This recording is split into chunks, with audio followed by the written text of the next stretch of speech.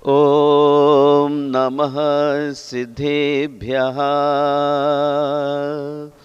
ॐ नमः सिद्धेभ्यः। ॐ नमः सिद्धेभ्यः। देवासुरेन्द्र नरनाग समर्चितेभ्यः पाप प्रणाशकर भव्य मनोहरेभ्यः घंटाध्वजादि परिवार विभूषितेभ्यो नित्यं नमो जगति सर्व जिनालयेभ्यो। देवों के इंद्र, असुरों के इंद्र, मनुष्यों के इंद्र, धर्मेंद्र रूप 100 इंद्रों से जिनकी अर्चना वंदना की गई है, जो पाप प्रणाशक हैं, भव्य मनहारी हैं, उत्तमोत्तम मंगल वस्तुओं से अलंकृत हैं, ऐसे 3 लोक में स्थित सर्व जिनालयों को मेरा नमस्कार है। महानुभाव, जहाँ एक भी गुनाह माफ ना हो वह है न्यायालय, और जहाँ हजारों गुनाह भी माफ हो जाएं वह है जिनालय। धर्म स्नेह बंधुओं, वाह अदब आना यहाँ हर शख्स को दरकार है। बादशाह जैन का ये मेहरबां दरबार है। एक ऐसे महापुरुष की सन्निधि में आप आना चाहते हैं जिन्होंने महाव्रतों का आचरण कर महीनी पुण्य के माध्यम से महत्वपूर्ण तीर्थंकर पद को पाया, और ऐसे महापुरुष के चरणों में आने के लिए कितनी सरलता, कितनी विनम्रता की ज़रूरत है, इस बात का आकलन व्यक्ति को स्वयमेव हो जाता है। ऐसे तीर्थंकर के चरणों में पहुंचने के लिए आदमी साक्षर हो, निरक्षर हो, किसी भी क्वालिटी का हो, लेकिन एक बात आपसे शेयर करना चाहता हूँ। प्रभु दर्शन से नूर मिलता है, प्रभु दर्शन से नूर मिलता है, गमे दिल को सरूर मिलता है, और जो इनके दर पर आता है उससे कुछ ना कुछ जरूर मिलता है। धर्म स्नेह बंधुओं, हमें अपनी जिंदगी में कुछ प्राप्त करने के लिए अनंत के चरणों में अपने को समर्पित करने की ज़रूरत है। कौन नहीं जानता, जिनेंद्र देव के मुख का दर्शन करने मात्र से मनुष्य को वैसा संतोष होता है जैसा कि मयूर को मेघ समूह में, बिछड़े हुए को बंधु जन में, प्यास से पीड़ित जन को पानी में, बंधन बद्ध को बंधन मुक्त होने में, रोगी को स्वस्थता में, और दृष्टि विहीन को नेत्र प्राप्त होने में जो सुख की अनुभूति होती, वही जिनेंद्र भगवान के दर्शन से होती। इसलिए चैलेंज के साथ आपसे कहता हूं, सब देखे मुख चांद का, मैं देखूं प्रभु तोए, तुम ही हमारे चांद हो, मुख देखी सुख होए। सारा जमाना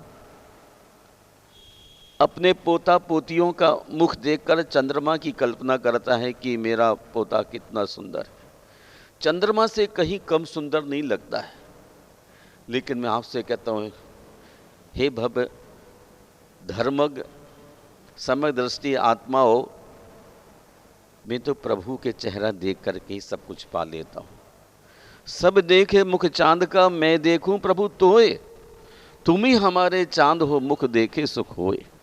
मैं तो आपका चेहरा देख करके प्रसन्न हो लेता हूँ, और मेरे जीवन की सुधिबद खो जाती है, क्योंकि जिनेंद्र भगवान के दर्शन करने से प्राचीन कर्मों का क्षय देखा जाता है। जो कर्म मिथ्यात जैसे विकट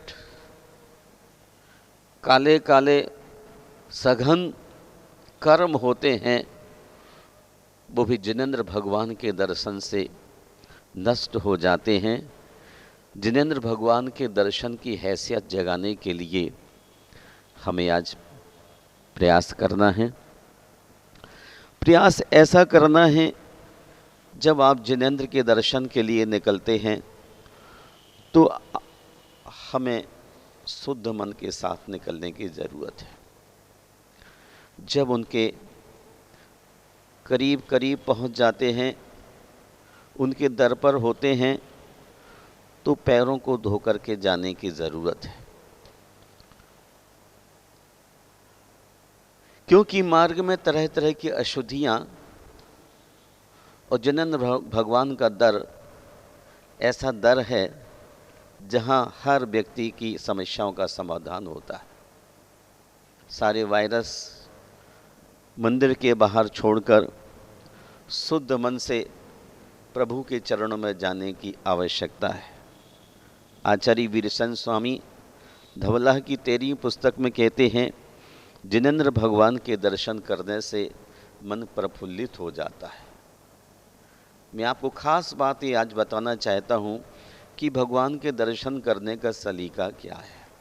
जब भगवान के मंदिर में जाते हैं तो प्रथम हमको 3 बार बैठकर 4 बार खड़े होकर नमस्कार करने का आचार्य वीरसन स्वामी ने विधान किया है। और यह भी सुबह, मध्याह्न और संध्या 3 बेलाओं में दर्शन करने का विधान किया है उन्होंने। इसलिए आपसे कहना चाहता हूँ, जिनेंद्र भगवान के दर्शन करने की लालसा होती है तो शुद्ध मन से पैरों को धो करके और जिनेंद्र भगवान के दर्शन से प्रफुल्लित होकर के उनके चरणों की वंदना करना।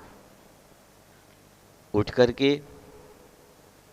जिनेंद्र देव की विनती करना और विनती करने के बाद फिर पुनः बैठकर नमस्कार करना और द्वितीय चरण में सामायिक दंडक अर्थात आत्मशुद्धि करके कसायों का उत्सर्ग करके जिन जिनालय और गुरुवाणाम गुरुओं का संस्तवन करना, अर्थात 3 बार बैठ करके और 4 बार खड़े होकर के ऐसा भगवान की वंदना करने का क्रम बतलाया गया है। मैं उसी क्रम पर आपको आगे बढ़ाने का पुरुषार्थ कर रहा हूँ। धर्म स्नेही बंधुगो, त्रिलोक परिणति में आचार्य हमको संदेश देते हैं, विघ्ना प्रणश्यन्ति भयम न जातु न दुष्ट देवा परिलंघयन्ति अर्थान थिष्टाष्ट सदा लभन्ते जिनोत्तमाना परिकीर्तनेन। जिनेंद्र के गुणों का कीर्तन करने से विघ्न विनाश को प्राप्त हो जाते हैं। कभी भी भय पास नहीं आता, दुष्ट देवता आक्रमण नहीं करते और निरंतर यथेष्ट पदार्थों की प्राप्ति होती रहती है। भगवान महावीर के चरणों की वंदना, उनकी आरती उतारते वक्त आप यही तो चरणों में निवेदन करते हैं कि आपके चरणों में आते ही मनोवांछित वस्तुएं मिल जाती हैं। ये तीर्थंकर का ऐसा दरबार है जहां मांगना भी नहीं पड़ता है, केवल उनके चरणों में श्रद्धा के सुमन अर्पित करते हैं और तमाम चीज़ें हमारे लिए उपलब्ध हो जाती हैं। खास बात यह है, जिनके मन का भाव सच्चा है, जिनके मन का भाव सच्चा है, उसका हर काम अच्छा होता है और अच्छा काम सदैव महापुरुषों की संगति में हुआ करता है। इसलिए आइए हम अपने जीवन को सुंदर बनाने का पुरुषार्थ करते हैं। जिनेंद्र देव के मंदिर में जब चलते हैं तो हमें आत्माधीन होकर के पैरों को धो करके और प्रफुल्लित भाव से दर्शन को जाना चाहिए। और दर्शन के साथ एक बात और आपसे शेयर करना चाहता हूँ, जब आप मंदिर में प्रवेश करते हैं तो क्या बोलते हैं? निश्चही निश्चही निश्चही। और जब वापस होते हैं तब क्या बोलते हैं? असही असही असही। लेकिन ये विधान उन ऋषि मुनियों के लिए है जो वर्षा योग, शीत योग अथवा मंगल विहार करते हैं और विमोचतावास आदि में प्रवेश करते हैं, प्राचीन जिनालय में प्रवेश कर जाते हैं जहाँ देवताओं का वास होता है, व्यंतर आदि का वास होता है। वहाँ ऋषि मुनि आचार्य जब स्थान पाना चाहते हैं तो सिद्ध भक्ति पूर्वक, योगी भक्ति पूर्वक वह रहने वाले देवताओं से इजाज़त लेकर के रहते हैं। लेकिन आप जब मंदिर में आते हैं तो आपको निश्चय ही बोलने की आवश्यकता नहीं है। तो क्या बोलना चाहिए? मुनि प्रतिक्रमण, मूलाचार और भगवतीय आराधना में उल्लेख मिलता है कि हमारे शास्त्रों में 9 देवताओं का बड़ा स्थान है और उसमें जिनालय एक हमारा 9 देवताओं में स्थान है, जिसको आप कहते हैं मंदिर। और इसलिए आचार्य कहते हैं निश्चय ही ना बोलकर श्रावकों को बोलना चाहिए नमो निषेधिकाए, अर्थात निषेधिकाओं को नमस्कार है। नमो निषेधियाए, निषेधिकाओं को नमस्कार है। 3 दफ़ा ऐसा बोल कर के आपको मंदिर में प्रवेश करना चाहिए, यानी 9 देवताओं को में से जो मंदिर है उसको आपने प्रणाम किया है। इसका साक्षात उदाहरण आप स्वयं हैं। जब मंदिर में प्रवेश करते हैं तो मंदिर की चौखट को हाथ लगाकर सिर से लगाते हैं, अर्थात नमस्कार करते हैं।